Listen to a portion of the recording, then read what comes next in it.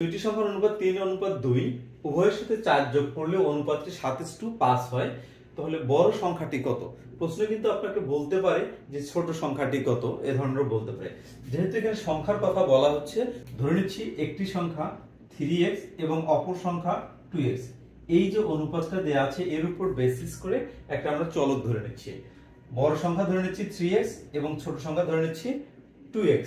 বলছে উভয়ের সাথে 4 যোগ করলে, তাহলে এখানে হচ্ছে আমাদের 3x যোগ 4 অনুপাত এবং 2x যোগ 4 ইজ ইকুয়ালস টু অনুপাতটি কত হয়? 7:5 হয়। তাহলে আমরা এখানে লিখব 7:5। এখন অনুপাত মানে আসলে তো ভাগফল, অর্থাৎ হচ্ছে ভাগ করতে হয়।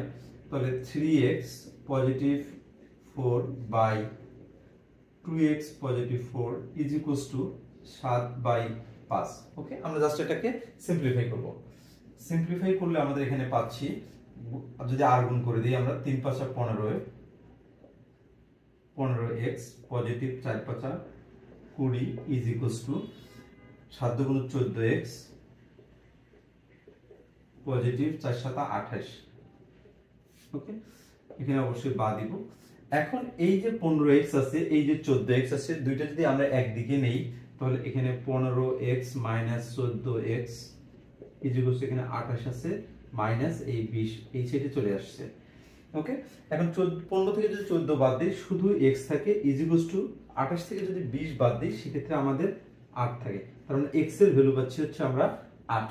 আমাদের এখানে বলা হচ্ছে যে বড় সংখ্যাটি কত, তাহলে অতএব আমরা লিখব বড় সংখ্যাটি হচ্ছে 3x। তাহলে 3 × x এর মান কত? আমাদের 8, 3 × 8 = 24। এইটা হচ্ছে বড় সংখ্যা, অর্থাৎ এই প্রশ্নের উত্তর হচ্ছে 24।